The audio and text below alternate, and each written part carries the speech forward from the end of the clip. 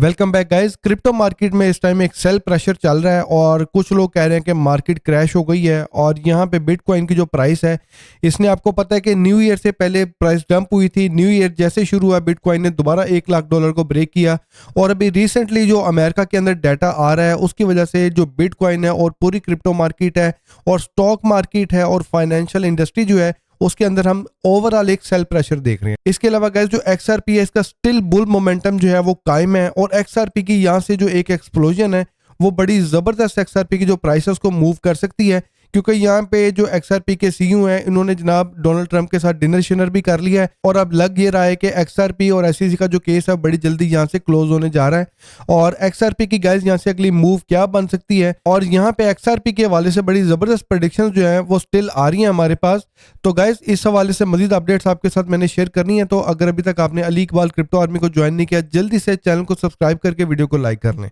अच्छा गाइस, सबसे पहले तो हम ये देखते हैं ना कि यार ये बिटकॉइन और क्रिप्टो मार्केट और पूरी फाइनेंशियल मार्केट जो है, इसकी प्राइसेस नीचे क्यों आ रही हैं। अमेरिका की स्टॉक मार्केट में भी अच्छा खासा डंप आ रहा है, वहां पे भी सेल प्रेशर है। तो ये जो पूरी क्रिप्टो मार्केट और फाइनेंशियल इंडस्ट्री में एक सेल प्रेशर आ रहा है, इसके पीछे एक बहुत बड़ी वजह यह है कि अमेरिका के अंदर जो जॉब ओपनिंग्स हैं उनके अंदर इजाफा हो रहा है। तो यानी जॉब ओपनिंग्स का मतलब ये होता है कि जितनी ज्यादा जॉब्स ओपन होंगी उतनी ज्यादा लोगों को एम्प्लॉयमेंट मिलेगा। तो जितनी ज्यादा जॉब्स मार्केट में ओपन होंगी उतनी ज्यादा मतलब है कि जॉब्स की जो डिमांड है वो बढ़ेगी और उतना ज्यादा अनएम्प्लॉयमेंट जो है वो कम होगा। ठीक है, अब आपने अनएम्प्लॉयमेंट और इन्फ्लेशन का जो एक रिलेशन है वो यहाँ पे आपने देखना है।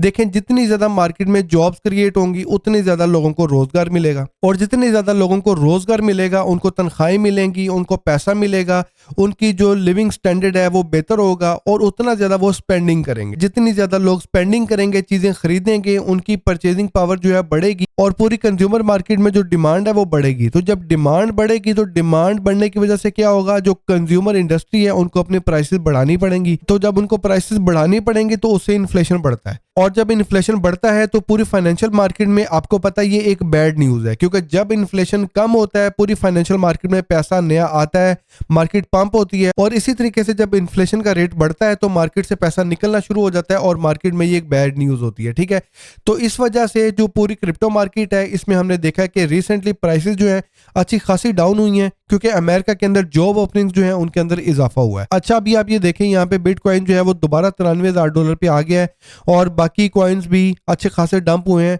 लेकिन यहाँ पे आप देखें कि XRP की जो प्राइस है स्टिल बड़े स्ट्रॉन्ग लेवल पे चल रही है। और यहाँ पे आप देख सकते हैं कि XRP ने जब एक मूव बनाई थी 50 सेंट से आगे, तो उसके बाद से XRP का यहाँ पे एक बुल फ्लैग जो है वो बन रहा है। और यहाँ से ये जो पोस्ट है कॉइन टेलीग्राफ ने की है, और इन्होंने कहा है कि यहाँ से जो XRP का ब्रेकआउट है वो XRP को $15 तक लेके जा सकता है, जो कि वाकई एक बहुत बड़ा नंबर है। लेकिन सरप्राइजिंग बात यह है कि यार बिटकॉइन $1 लाख से ऊपर जा रहा है, XRP $2.25 के ऊपर ही ट्रेड कर रहा है, बिटकॉइन 92 हज़ार के ऊपर आ रहा है, XRP स्टिल उसी प्राइस पे ट्रेड कर रहा है। तो इसके पीछे वजह क्या है, XRP की प्राइस क्यों नीचे नहीं गिर रही? क्योंकि XRP का जो लेवल है ना, यहाँ पे बहुत सारी वेल्स जो हैं, जो बड़ी कंपनीज हैं, वो जनाब XRP को इस लेवल पे बाय कर रही हैं। और ये जो XRP की यहाँ पे एक कंसोलिडेशन हो रही है काफी दिनों से $2 के ऊपर, ये XRP की एक बहुत मैसिव जो सपोर्ट आने बन चुकी है। और यहाँ से अगर XRP का ब्रेकआउट होता है तो XRP का जो ऑल टाइम हाई है XRP ने उसको ब्रेक करना है। तो यहाँ पे अभी रिसेंटली जो XRP रिपल के जो CEO हैं, उन्होंने डोनाल्ड ट्रंप के साथ जनाब खाना शाना भी खाया है। और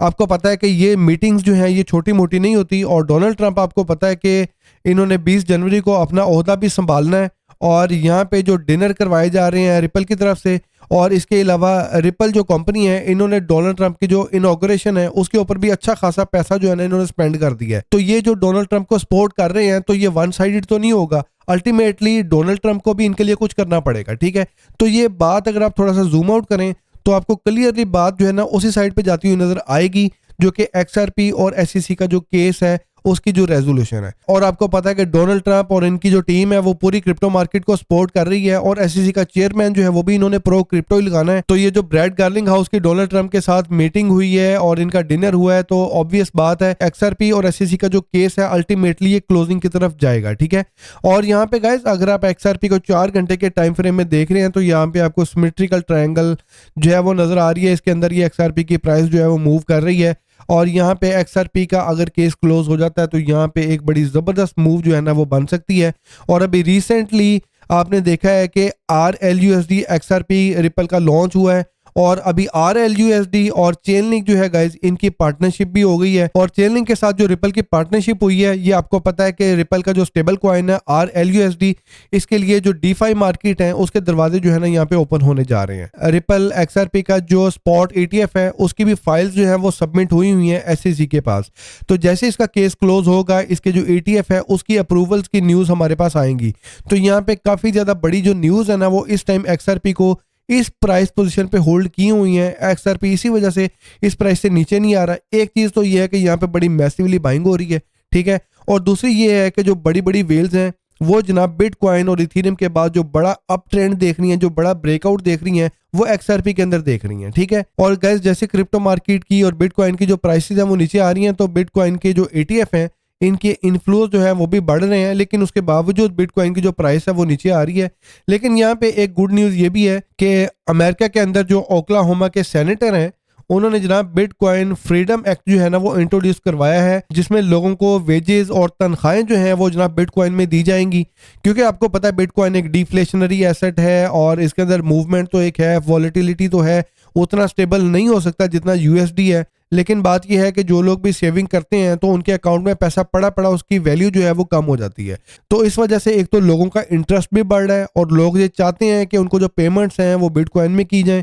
तो ये जनाब ओक्लाहोमा के जो सेनेटर हैं उन्होंने जनाब यहाँ पे अनाउंस किया है कि बिटकॉइन के अंदर ही वो लोगों को तनख्वाहें और वेजेस देंगे, ठीक है। तो जहाँ पे गाइस फाइनेंशियल इंडस्ट्री के हवाले से कुछ बैड न्यूज़ चल रही हैं, वहीं पे बिटकॉइन की कुछ अच्छी खबरें भी हैं। लेकिन आपने एक चीज़ यहाँ पे गौर करना है कि ये जो बिटकॉइन की प्राइस नीचे आ रही है, ये जनाब इसमें बिटकॉइन के कोई फंडामेंटल का प्रॉब्लम नहीं है। यहाँ पे बिटकॉइन के चार्ट का कोई प्रॉब्लम नहीं है।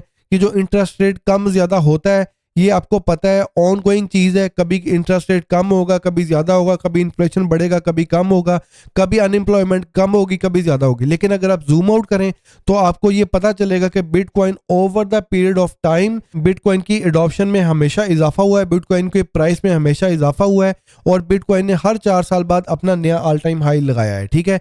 तो ये जो चीज़ें हैं छोटी छोटी, इससे प्राइसेस थोड़ी बहुत ऊपर नीचे जाती हैं।